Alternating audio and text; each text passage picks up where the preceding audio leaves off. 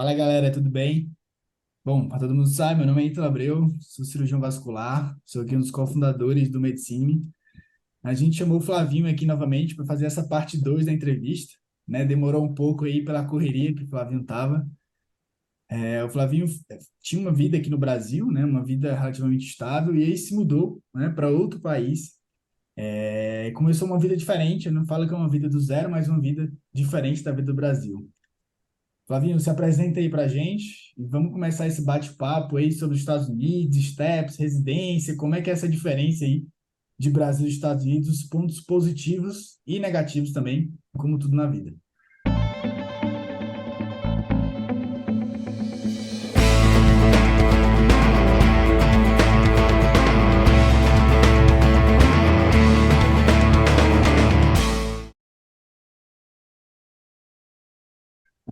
Beleza, Ítalo? Beleza, cara. Mais uma vez, como falei sempre, é sempre um prazer estar aqui podendo compartilhar um pouco da minha experiência, da experiência que eu tive com esse processo, com o pessoal mais novo aí. Bom, Ítalo, eu formei na Federal do Ceará, e isso faz um tempinho já. Pode falar datas? Pode, né? Pode se entregar. Foi em 2006, né? Eu sou considerado um old graduate here, aqui, então, foi 2006, aí fiz a faculdade, a residência de clínica médica primeiro, lá em Fortaleza. Depois fui para São Paulo, fiz cardiologia clínica no Dante Pazanese. Depois tive a oportunidade de fazer um processo de doutorado direto, durante 4 anos.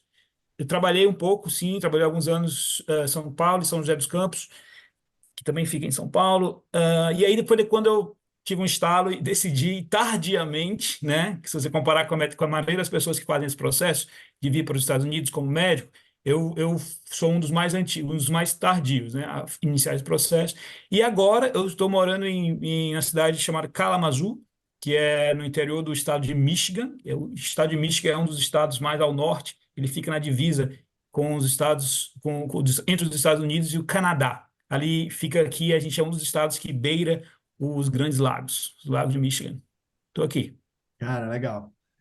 Legal. E Flavinho, me conta aí como é que foi essa sua, né, preparação aí, né? Quanto tempo você se preparou? A gente sabe que isso não é regra, mas é só para ter noção. A gente sabe que é um processo longo, né? E como é que foi aí para você step um, né, step 2, agora não tem o step 3, o que que mudou? E o que que você acha que tem um peso mais forte aí nessa preparação, né? Vendo, lógico, a sua área que você está hoje, que é a clínica aí, de forma geral.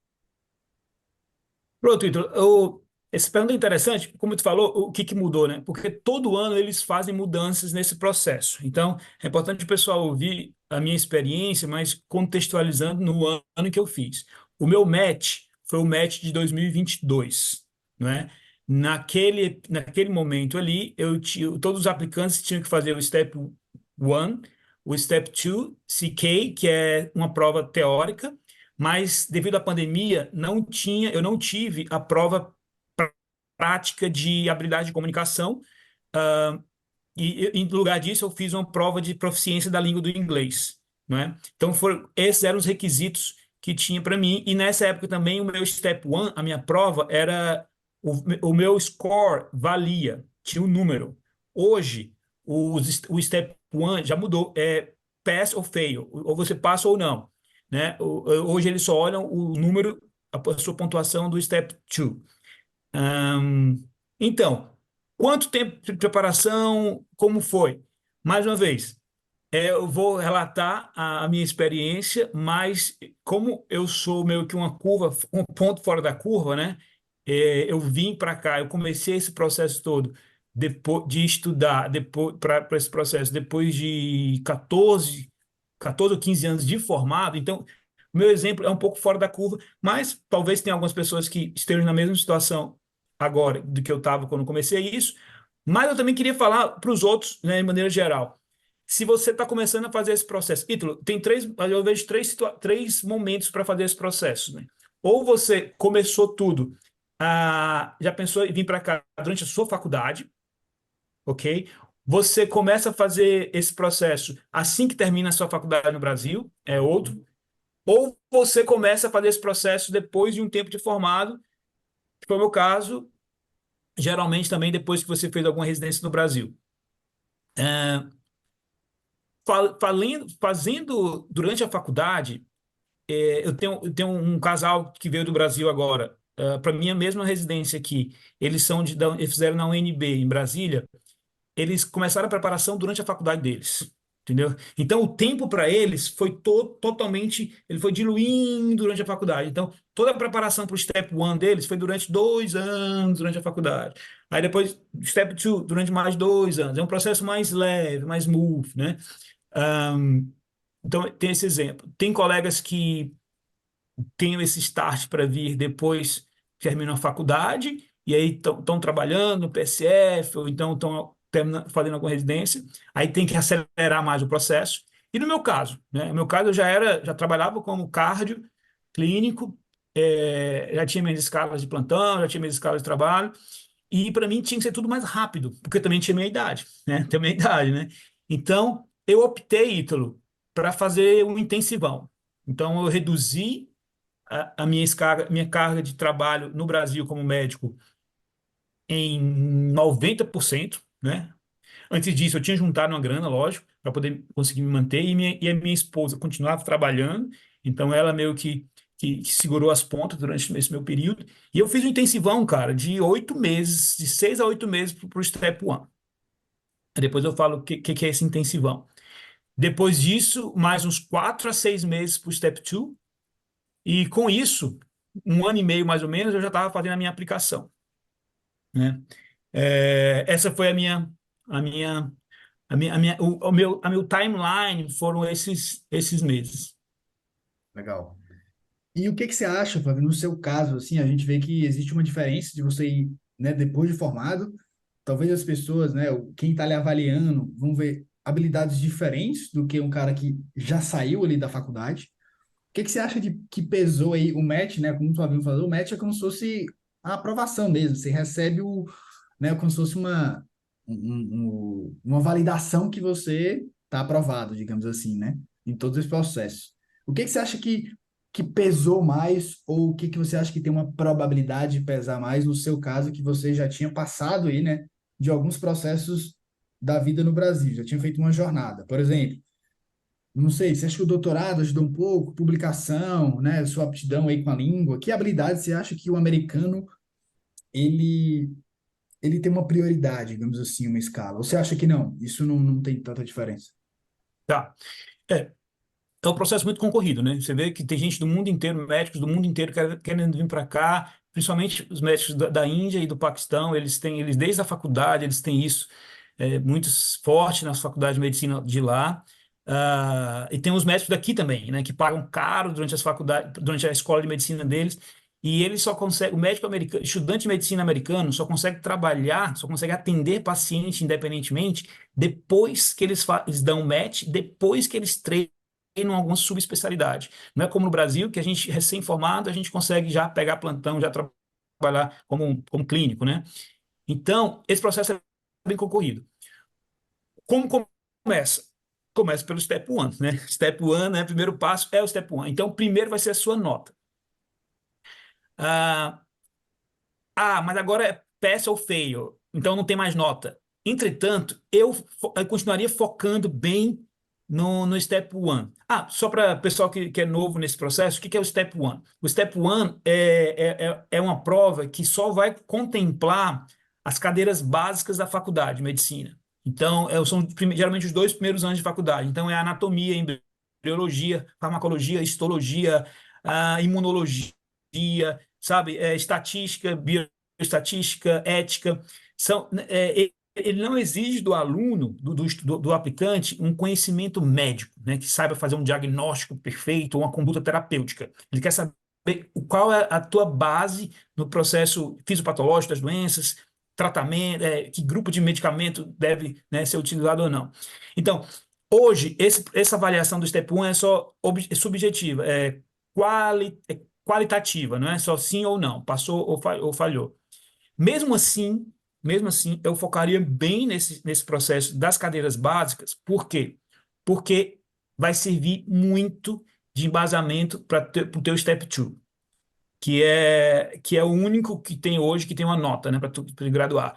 Porque no Step 2, ele já vai avaliar a tua capacidade não só de entender a fisiopatologia das doenças, mas também de fazer um diagnóstico clínico, de escolher um método diagnóstico, que exame você vai pedir, e depois propor um tratamento. Então já é mais assim, mais parecido com o que a gente faz nas últimas cadeiras da faculdade, né? Ali beirando o internato, digamos assim. Mas, como eles se baseiam muito nos princípios, né, teóricos de anatomia, fisiologia, tudo, se você não tiver uma boa base do conteúdo do Step 1, se você passou, só passou se arrastando ali no Step 1, cara, você não vai bem, você não vai ser difícil você ir bem no Step 2. Ou então você vai ter que reestudar tudo de novo para poder dar um gás no Step 2. Legal. E Então assim, desculpa, e só voltando aqui, tu perguntou o que eles valorizam mais. Então, primeiro, vai ter que ter um bom step one, então foca no step one. Tudo bem que agora é pass ou fail, ok. Depois vai ser a sua nota do step two, que aí, como eu falei, para você ter uma boa nota do step two, você já tem que ter tido uma boa base das cadeiras básicas, e aí você vai se preparar novamente.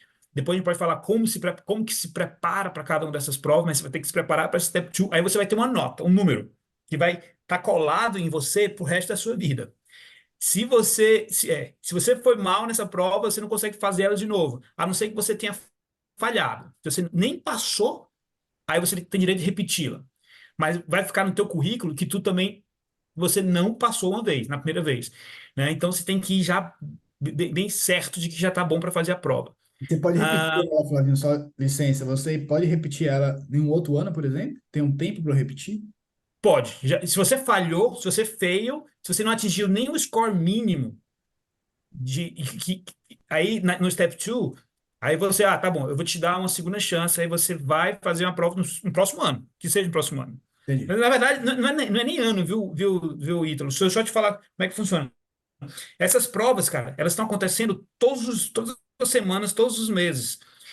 A aplicação é uma vez ao ano. Então, eu posso escolher fazer minha prova em janeiro, em fevereiro, em março, que seja. Mas aí, assim, você tem que se preparar, né? Se já acabou de falhar, você não vai fazer a prova daqui a 2 semanas, você vai falhar de novo, né? Então, Ítalo, o que eles vão querer para te selecionar, que eles vão querer? Que você tenha uma boa nota. Isso é uma boa nota. Eu vou te falar, não é nem o professor lá, o programa Director que vai olhar para a tua nota, é um computador, é uma tabela de Excel. Os programas têm notas de corte. Se a sua nota eram 250, a nota de corte do programa é 250. O cara recebe, então, 6 mil aplicações, 5 mil aplicações. Eles são 3, 4 médicos. Vão avaliar, professores vão avaliar. Tu acha que ele vai olhar nota por nota? Não. Ele joga no programa de Excel e vai ver. Coloca lá, tá bom. Quem tá aqui acima de 250? Quem não tá, nem olha o restante. Nem olha se tem doutorado, nem olha se tem residência não sei aonde. Ele nem vai olhar, porque senão ele não consegue fazer isso. Por isso que eu falo, tem que ter uma boa nota e tem que fazer a prova quando já tiver. Tem que estar bem preparado para fazer a prova, porque essa nota vai ficar colada com você pro resto da sua vida. Depois disso, Ítalo, depois que você fez a nota e tem a sua nota, a sua prova, né? Aí você também tem esse. Eu confesso que eu não sei se ainda, se para esse ano eles estão usando o que eu usei, o que eu utilizei, que foi essa prova de proficiência na língua do inglês, que era o OET, que era um teste de inglês australiano para profissionais de saúde. Mas essa prova é pass ou fail também. Você pode falhar, não vai te dar um número. Legal. E você pode repetir. O OET você pode repetir quantas vezes. É só para saber se você tem um inglês mínimo para poder se comunicar. Mas aí, Ítalo, a sua aplicação vai ser com isso. Vai ser com a sua nota, com o seu resultado do Step 1, com a sua nota do Step 2 e com a sua prova de proficiência na língua. Isso aí vai te selecionar ou não para uma entrevista. Quem teve a sorte, né, o privilégio de ser chamado para uma entrevista é que vai poder mostrar o currículo. Os outros que não fizeram, não foram, que não passaram por esse crivo inicial das notas, nem adianta. Ele nem vai olhar, porque não tem. Terminou já o seu processo. Se não teve nenhuma entrevista, infelizmente, você vai ter que tentar aplicar de novo no próximo ano. Aí sim, lógico. Um processo de entrevista é o teu currículo. O que que você tem feito desde a sua faculdade? Que a gente começou, então, tem publicação? Tem experiência em pesquisa? Tem atividade voluntária? Trabalhei na comunidade, isso vale muito aqui. participei de capítulo de livro, participei, né, congresso, fui um estudante ativo, isso aí eles valorizam muito. Ganhei um prêmio, né, um prêmio XY lá no congresso, tudo. Como é que eram as minhas notas durante a minha faculdade, né? Eu me destaquei em relação aos outros alunos, tudo isso aí eles avaliam nessa parte da entrevista, que é um pouco, que é um pouco subjetiva, né? E aí sim, no final eles vão decidir se vão te ranquear ou não como um potencial candidato para aquela vaga de residência. Então, resumindo, Ítalo, não tem mistério, cara. Tem que estudar muito e tentar pegar boas notas nas provas objetivas, na prova objetiva do Step 2 e do Step 1, e para poder conseguir uma vaga de entrevista. E na vaga de entrevista também você vai mostrar o seu currículo, né? Entendi. É. Na E aí ver o que, entrevista que o tem um pessoal pouco mais acha. de subjetividade ou não? Você acha que isso não tem muito, é mais objetivo assim a entrevista? Ah, eu tenho aqui, por exemplo, um checklist, né? Por exemplo, prova de residência. Às vezes você tem um checklist ali, mas tem às vezes algum grau de objetividade. Ou não? Ou é uma subjetividade? O que que você acha assim, mais ou menos? Isso aqui é difícil Ítalo, assim. assim, na verdade, então, na verdade, Ítalo, ninguém tem essa resposta, assim, o que aquele programa está querendo do candidato dele. A gente sabe que os programas são diferentes. Se você for aplicar para um programa que é mais acadêmico, por exemplo, vou aplicar para Mayo Clinic, eu vou aplicar para Massachusetts, Boston, Massachusetts, esses programas são muito acadêmicos. Então, assim, eles vão fazer um checklist de publicação. E vai saber, se o cara tem cinco publicações e o outro tem uma ou nenhuma, cara, é muito provável que ele vai valorizar mais aquele cara que tem um número para dar de publicações. Agora, outros programas menores, que são programas mais assim, digamos, mais não acadêmicos, mas assim, que são mais do dia a dia mesmo, que não tem tanta ambição de produção científica, de estar no topo, né? É um programa que quer formar bons médicos. Ele quer formar bons médicos que assistam bem a população americana e que saibam trabalhar, saibam lidar com o paciente. Então, para eles, é importante uma publicação, mas é importante também saber se essa pessoa é uma pessoa boa de diálogo, como é que ela se Comunicação, né? comporta. É como uma entrevista. A parte subjetiva são os soft skills. Esse cara, na hora, sabe, ele olha no olho da pessoa, do entrevistador, ele tá tranquilo. Quando eles fazem algumas perguntas assim, me dê um exemplo que você teve uma discussão com o seu superior, como é que você se comportou nessa situação? E aí, para ele, já, daquele ali é uma parte meio um exame psicológico também, meio que tem alguma avaliação psicológica. Então, essa é a parte subjetiva da entrevista. Repito, quanto que aquele teu programa vai te avaliar na entrevista dessa parte mais objetiva, de número de publicações, versus a parte mais subjetiva, de como você é como pessoa, isso vai variar, isso vai variar. Então, se esse E soft ninguém tem skill essa vai ter um... resposta. Entendi. Então, se esse soft skill vai ter um peso maior ou não, isso é variável aí de cada local e a gente não vai ter essa resposta. Não, mas idealmente, né? O candidato ideal é aquele candidato que tem todas as publicações e é um cara super legal, todo mundo quer falar com ele sorri todo o tempo, tá? É amigo de todo mundo, não briga com ninguém. Esse é o candidato ideal, né? Mas esse candidato não existe também, né? A gente sabe disso. Mas eles sem dúvida, eles também avaliam. Não é como no Brasil. Eu fiz na minha residência também, no Brasil, tinha a segunda etapa, né? Que era a avaliação de currículo.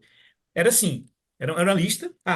Abstract aplicado, publicado, valia 0,5. Artigo publicado, valia 1. Sabe, presença em congresso, valia tanto. E aí tinha um número. Aí tinha um número máximo, que você, por cada variável, tinha uma pontuação máxima. E aí depois eles terminavam aquela soma. Não tinha uma entrevista, na verdade. Era uma análise de currículo, né? Tinha muita gente que aparecia com certificado de congressos que nunca foram, né? Tinha muita coisa desse tipo. Mas é como funcionou na época da minha entrevista no Brasil. E também eu lembro que também tinha no Brasil, da minha residência, tinha uma prova prática, que era também um pouco subjetiva, mas era um checklist, de você avaliar casos clínicos reais, né? Então, eles te via como é que você se portava na frente do paciente, se você apertava a mão do paciente, se você lavava a sua mão. É Ali era um checklist um também, né? checklist. Mas também tinha um pouco de comunicação médico-paciente ali também, que era um pouquinho subjetivo, mas mais objetivo. É, Isso ainda tem no Brasil, né? Acho que até eu fiz duas provas de título, agora tem, e as residências que eu fiz também, todos tinham. Acho que isso se mantém também. no Brasil ainda. Cara, me conta aí como é que é a residência de clínica aí, como você tá, e qual é a sua visão aí de 3 pontos positivos e 3 pontos negativos. Em seguida, a gente vai falar de bolsa e salário, né, em média nos Estados Unidos, da sua área. Beleza. Então, a residência, cara, eu não tenho nada a reclamar do meu programa, né? O programa que é considerado, ele não é grande, ele é médio para pequeno. Nós somos 12 residentes na clínica médica, né, na Internal Medicine. É um programa bem acadêmico, então, que me parece ser, o meu programa me parece ser assim, ele representa muito o país, assim, não é Harvard, não é Massachusetts, mas também ele representa um tanto que, conversando com os outros residentes brasileiros, né, parece que é mais ou menos assim, tem muita atividade didática, então a gente tem todo dia, 1 hora pelo menos, dedicada à atividade científica, que é a apresentação de algum artigo, discussão de algum caso clínico, sabe? E é todo dia, pelo menos uma vez na semana também, tem 5 horas dedicadas a atividade didática, você sai de onde você estiver, sai, vai lá, senta na cadeira e vai assistir aquelas aulas, e eles batem muito nisso. Carga horária, ok, assim, de plantões noturnos, de plantão final de semana, é uma carga horária justa. Eles se preocupam muito também com wellness, né, que é o bem-estar dos médicos, né, dos estudantes. Você vê que, assim como no Brasil, também tem um problema muito grande de depressão, né, entre profissionais de saúde, de suicídio entre profissionais de saúde. Então, isso já é uma coisa que os programas de acreditação de residência, né, as agências de acreditação dos programas de residência, eles pegam bem pesado nisso e fazem questão que os programas de residência eles deem essa atenção para o aluno. Então, sempre vai ter alguém te perguntando como é que você está se sentindo, como é que está a sua saúde mental, está fazendo o que nos seus horários livres. Então, isso é uma coisa que eu achei bem bacana, bem profissional deles. Ah, Pergunta, Flavinho, é ah, 60 a 80 horas semanais? Essa média aí? O tempo é de 60 a 80 horas semanais, a média? Vamos fazer o cálculo aqui, ó. A minha escala mais puxada são 6 plantões de 12 horas por semana. Então, que é na UTI e na enfermaria. Então, são 72 horas. Esse é mais puxado, semanal, como Ah, interno medicina. Ah, no primeiro ano, eu escolhi um mês, para ter ideia, de scholarly, que era só de pesquisa. legal. Esse mês aí, eu fiz. Eu tinha 4 horas por semana que eu vinha meus pacientes na minha clínica. Na clínica, que os meus pacientes que eu acompanho durante os 3 anos são pacientes meus, na clínica primária, e só. E o restante era só para fazer pesquisa, só para fazer e participar das aulas também. Então, não é uma coisa loucura como, como às vezes ainda é alguns programas do Brasil de plantão atrás de plantão, 24, não tem plantão de 24 horas, aqui o máximo são 12 horas, né? Então é algo bem assim, aceitável. Agora, ainda é puxado, é puxado, pô. Não tem A como, né? medicina vai ser puxada. Residência é puxada.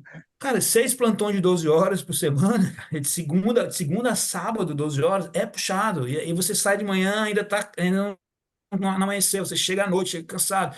Mas isso aí, no primeiro ano, a gente só teve em 6, a metade do serviço, foram assim. Os outros serviços eram serviços com horário, rotina de ambulatório, então você chega 9 horas no hospital, então é bem mais tranquilo, né? E mais tranquilo. Então, assim, vantagens daqui, eu acho que seria isso, a organização do programa, acho que é muito organizado, muito acadêmico, bem-estar do residente. Desvantagens, cara, é difícil falar assim.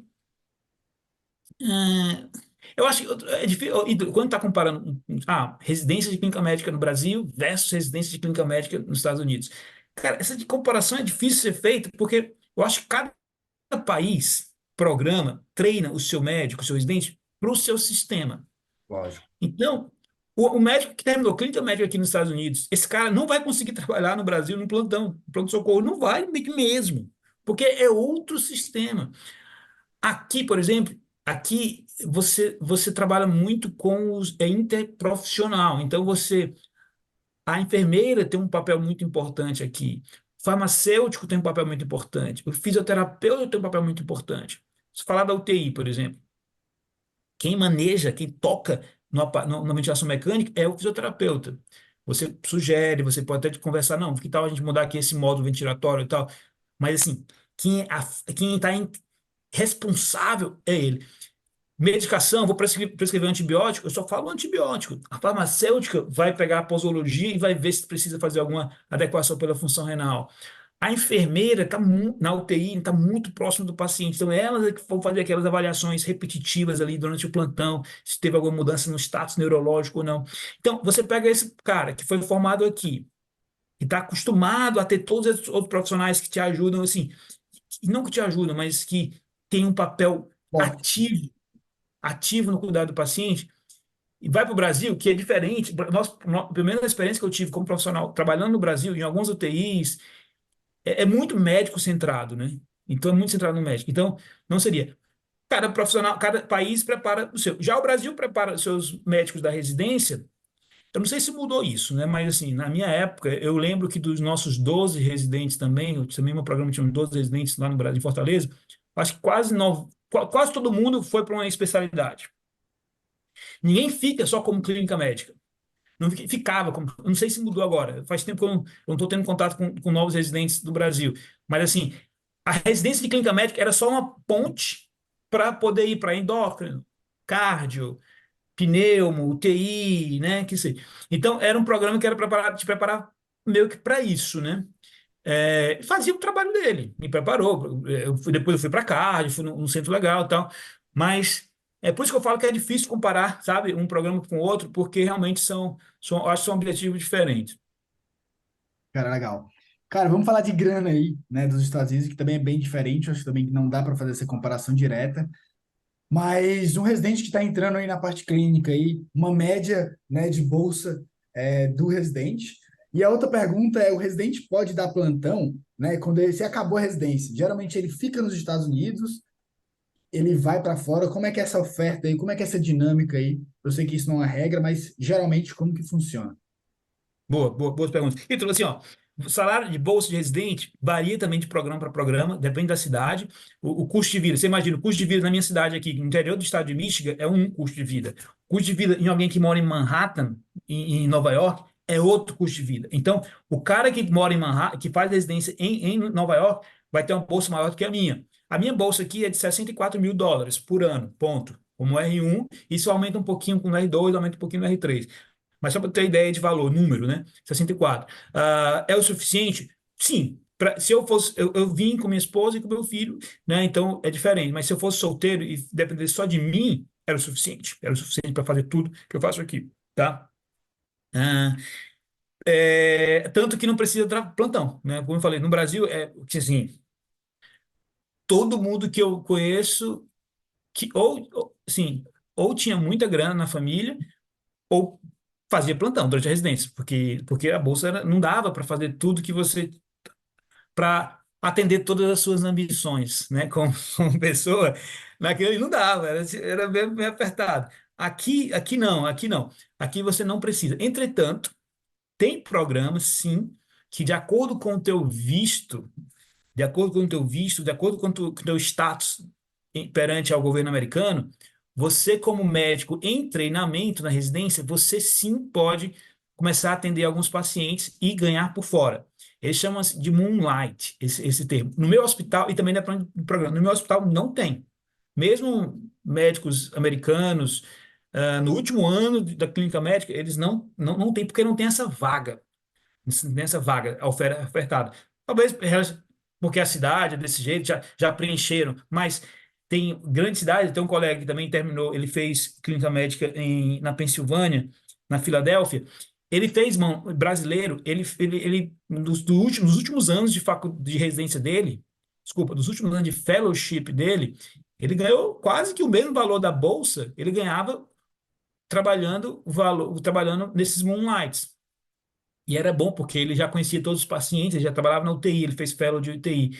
Então ele já estava na UTI, ele já conhecia todos os casos. Aí no final de semana, no sábado, ele precisava de um médico para ficar ali cobrindo um período ali, algumas horas de um sábado à noite, porque ele estava lá e ele já ganhava. Então, é possível? É a regra, não é a regra. Ah, e aí, isso já ajuda a responder a tua última pergunta. Se você já termina a residência, já começa a trabalhar, termina a residência aqui, né? Já começa a trabalhar, vai depender do teu status de visto, né? Por exemplo, eu vim com um status que é o J1, que é um visto de intercâmbio. É o mesmo visto de quem, intercâmbio de physician, é o mesmo visto de quem, literalmente, vai fazer o intercâmbio. Ele vem aqui, vai aprender no centro de especialidade americano, mas ele vai voltar para o seu país e de origem e vai devolver para ele. Então, quem é J1, você, teoricamente, obrigatoriamente, você terminou a residência, você tem que voltar para o seu país de origem e servir o seu país por pelo menos 2 anos. Entretanto, como os Estados Unidos têm uma carência de médicos formados, preparados para poder atender a população deles, eles podem abrir o que eles chamam de waivers, vagas de waiver, vagas de exceção. Então, cada estado tem mais ou menos assim, digamos, para clínica médica, uns 30, 50 waivers que eles oferecem para médicos estrangeiros que têm esses vistos J1, que precisariam voltar para o seu país, mas que se aceitar trabalhar nessa situação, nesse hospital, nessa área aqui, que geralmente é uma área underserved, então é uma área que não tem tantos médicos assim querendo trabalhar naquela área por algum motivo, né? Se você aceitar esse trabalho, aí sim, eles te contratam e você paga o seu waiver de intercâmbio nessa região, né? Só que são 3 anos, né? Ah, Flávio, como é que são essas áreas?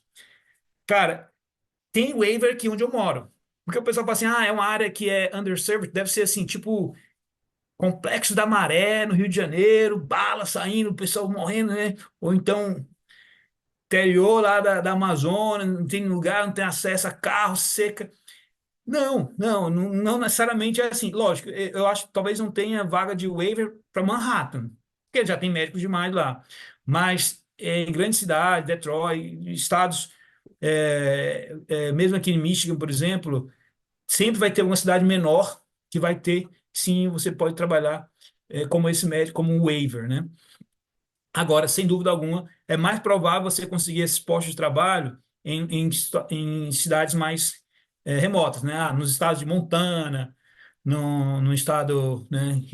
E aí é que tá. Você está disposto a isso? Tá, não tá? Tem isso. Tem gente que vem com outro status? Tem. Eu tenho um colega que veio com status de H1. Esse visto é um visto já de trabalho. Então, ele terminou a residência, ele já pode aplicar para o terminou a residência e fellowship, já pode aplicar para o Green Card e ele não precisa voltar para o país de origem. Então, ele já pode ser contratado.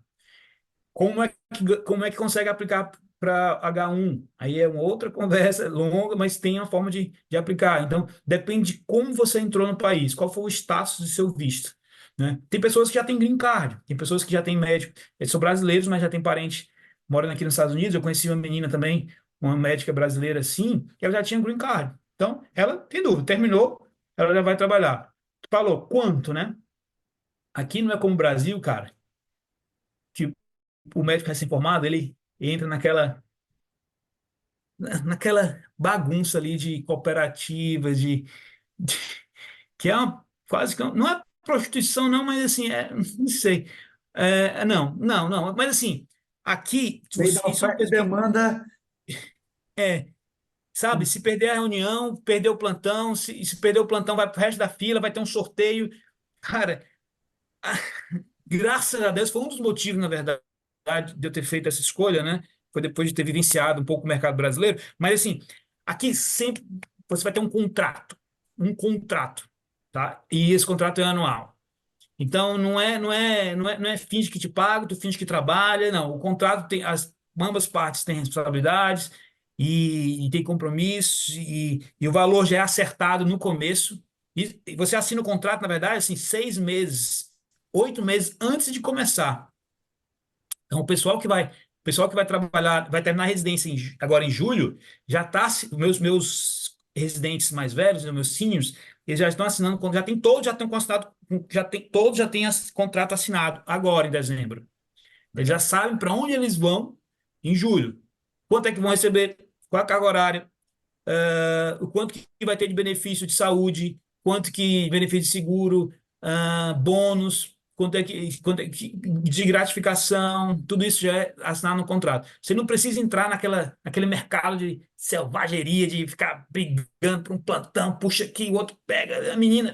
Não, é um pouco mais, sei lá, Previsível, civilizado. uma É, previsibilidade melhor. Mas é tudo a questão de mercado, né? Porque o mercado aqui permite isso. Quando você tiver muitos médicos, uma oferta muito grande, o mercado vai te tratar de outra forma. Aqui, a relação, você não tem, como eu falei, eles têm uma escassez de médicos. Tanto é que 20% da mão de obra médica americana, que trabalha nos Estados Unidos, desculpa, vem de médicos que formaram fora do país, né? Então, eles se esforçam para conseguir o médico. Então, por isso que o médico ainda tem algumas seguranças assim, de trabalho, é muito bem remunerado. Não é fácil, né? Não é fácil percorrer toda essa trajetória de faculdade de medicina, step one, step two, step three, entrevista e terminar como médico, né? E aí, por isso que não tem muitos médicos, muitos jovens aqui que se candidatam a ser médicos. Eles têm outras carreiras profissionais que ganham muito bem também. E aí, muito jovem americano fala: não, para que eu vou querer fazer medicina se eu posso ganhar um dinheiro suficientemente, né, razoável, trabalhando em outra coisa menos complexa e que precise de menos anos de dedicação. Existem as bolsas, mas a maior parte do estudante de medicina existe o debt law estudantil aí, que é um problema americano, enfim, é outro papo que a gente bater, mas existe uma complexidade de coisas para você se tornar médico americano. Bom, Ítalo, bolsas? Tem bolsas. Meus colegas que terminaram aqui medicina, aqui, americanos, em média, eles têm de 300 a 400 mil dólares de dívida. Eles saem da faculdade, 300 a 400 mil dólares de dívida, em reais, você coloca aí, 2 milhões de reais. Mas lógico, eles vão conseguir pagar, né? Eles vão conseguir pagar, porque eles vão conseguir trabalhar e tal. Mas aí, para um jovem americano, ele olha assim: não, eu vou seguir que carreira? Essa aqui? Ou se eu fizer um curso técnico, né, trabalhando numa empresa razoável e ganhar 100 mil dólares por ano, entendeu? Ou até Mas emprego, enfim, cultura mas são coisas americana, aí né? da vida. Cara, legal, a gente vê aí muitos pontos positivos e negativos. Lembrar aí que eu conheci também muitos americanos e tinha esse ponto que você falou importante, né, do seu trabalho ser atrelado ao seu visto, a ser seu modelo de trabalho. Bom, Flávio, então é interessante saber esse ponto que eu lembro de vários colegas que eu conheci, né, nos Estados Unidos, e eles comentavam muito isso, que existe alguns tipos de trabalho que é bastante atrelado ao seu visto. E até colegas que já estão há muito tempo, né, por ter um modelo de entrada diferente, o modelo de trabalho de horas, de hospital, assim, é atrelado ao visto também. Então, eu acho que isso é uma coisa a ser considerado, né, de ponto positivo e ponto negativo, como você falou aí, dos dois lados. É, assim, uma novidade que teve só para nesse mundo de médicos brasileiros ou estrangeiros vindo trabalhar nos Estados Unidos, para quem já tem experiência, para quem já é especialista em países, né, fora dos Estados Unidos, teve uma novidade esse ano, que foi o estado do Tennessee, fica bem ali bem no centro dos Estados Unidos, que esse estado, especificamente esse estado, ele passou a aceitar aplicações de especialistas. Sim, tem que provar que é um especialista em determinada área, cirurgia, vascular, cardiologia, intervenção, que seja, que tem determinada experiência naquela área, que é uma pessoa que se destaca no seu país, né? Ele passou a aceitar que essas aplicações, mesmo sem esses médicos fazerem o processo de STEPS, fazerem treinamento de residência aqui e fellow aqui, eles aceitam, abriram exceção, falaram que esses especialistas altamente treinados poderiam sim trabalhar no Tennessee durante 2 anos, sob uma supervisão de uma instituição acadêmica. Então, me imagino que seria alguns hospitais universitários, tudo, né, com professores aí do lado, e aí, mas já recebendo, já trabalhando, não é residente, não é fellow, é um trabalho, assina um contrato, vai só estar trabalhando naquele grupo, né? E aí, depois desses 2 anos, ele ficaria livre para trabalhar independentemente em outras instituições, porém, apenas dentro do estado do Tennessee, né? Então, as regras também são estaduais, né? Se ele for aplicar para outro estado, provavelmente ele não vai conseguir a licença para trabalhar lá. E também tem alguns hospitais que e também não consegue tirar o exame de título, os boards, porque para fazer os boards, geralmente eles exigem que você tenha o treinamento dos Estados Unidos. Então tem essas variáveis. Quem tem interesse é mais velho, assim, já como eu, né, já tinha tido alguma experiência de especialidade no seu país de origem, pode ver essa oportunidade, essas as opções do Tennessee também. Ah, pode também fazer como eu fiz, repetir tudo, né? Ou o momento ideal, Ítalo. O ideal mesmo é começar esse processo, cara, na faculdade, medicina. O ideal é isso, porque você já faz, já dilui toda essa preparação, não tem correria, não tem atropelo, você vai se preparando em paralelo, né?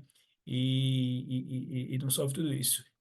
E aí o visto é isso, né? A gente tá falando de visto, né? Então, mesmo com o J1, você conseguiria ficar 3 anos aqui em algum lugar de waiver, mas depois você fica livre para trabalhar onde você quiser aqui. E outra coisa, Ítalo, o valor que um J1 recebe não tem discriminação, assim, não é porque eu sou J1, eu estou trabalhando como um waiver, né? Eu vou ganhar a mesma coisa que o americano tem todos os direitos de cidadão aqui vai ganhar. Não, não vai ter uma diferença. Você não vai ganhar menos porque você tem esse visto. Não, é tudo igual. Legal. E só para explicar aí, o board é como se fosse uma prova de título de determinadas áreas. Como é que funciona aí? Você precisa do board para atuar em alguma área, como regra geral, né, e não como exceção? Sim, sim. Então, assim, por exemplo, eu terminando a clínica médica, a residência clínica médica, Você pode fazer o board eu, de cardiologia, por exemplo. Eu preciso de tantos anos, como no Brasil, em algumas áreas, eu sei, eu tenho 5 anos de medicina intensiva. Eu posso fazer aquela prova de título? Existe isso também nos Estados Unidos? ah, ah, Você não, trabalhar? veja, aqui ninguém vai trabalhar como cardiologista se não fez a residência de cardiologia, primeiro. Então Entendi. não tem como trabalhar de intensivista se você não tem a sua formação como intensivista, porque é o modelo deles. O, então o board ele é uma prova de título para meio que chancelar que você teve uma boa formação na sua residência e no seu fellowship. Aí o que acontece? O hospital, é o hospital que vai exigir. Você vai ter uma licença de cardiologista ou de interno medicina, se você terminou a residência. Você vai ter uma licença médica para atuar. Entretanto, a empresa, ela pode falar, não, eu só quero contratar médicos board certificated. Então, eles só querem contratar médicos que tenham, além da formação, que tenham esse certificado. E é um certificado, Ítalo, que vale, que tem uma validade. Então, se eu não me engano, são 10 anos, 8, 10 anos. Então, você vê médicos aqui, intensivistas, depois de 10 anos de formado, que estão estudando de novo para Pra poder fazer. repetir a prova. Porque se ele perder, se ele não passar nesse board de novo, aí o contrato que ele fez com o hospital, aí já não vai valer mais, porque ele não é mais board certificate. Então, isso força a todo mundo a continuar sempre atualizado, continuar, né, se atualizando, indo para congresso. Aí equivale também, né? E assistir uma aula no congresso, já tem uma pontuação tanto para o seu board certification, né? É Aquela de americano, né, que tem assim. é educação continuada, né? É o que eles falam de educação continuada, tem que ter, né? Não é como no Brasil que, terminei minha especialidade, ninguém nunca mais vai tirar esse título de mim. Não. Aqui você tem que manter também. Acho que estão erradas, por exemplo, alguns hospitais aqui, né, em São Paulo, Fortaleza, isso acho que não existe no Nordeste, poucos hospitais. Alguns hospitais específicos ali, Einstein, Sírio, né, Rede Dó ali, Vila Nova Estado, eles estão pedindo, né, algumas provas para você refazer, a CLS, exigindo que você, independente se você tem residência, que você tenha uma prova de título, né, independente da residência, mas isso não existe, de você refazer a prova de título, né, com determinado período aí. Eu acho que seria uma coisa bem importante no Brasil. Então foi, é isso. Obrigado aí mais uma vez pelo seu tempo e a gente difundir aí um pouco desse conhecimento aí de como é esse processo e como é a realidade aí dos dois lados aí da moeda, dos pontos positivos e negativos. Beleza, Ítalo? Mais uma vez, prazerzão aí, cara. Estou aberto a tirar dúvidas, quem quiser, mandar mensagem aí, tô de boa.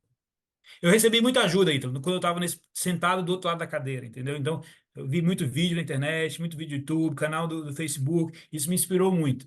E me ajudou a manter focado no processo de treinamento, de preparação. Então, é o mínimo que eu posso fazer agora, é passar isso que eu recebi agora para os novos jovens e novos aplicantes, alguns não tão jovens, né? Como eu não era tão jovem assim, mas quem está entrando nessa batalha aí, né? Pensando em fazer encarar essa empreitada aí. Beleza? Valeu. Obrigadão.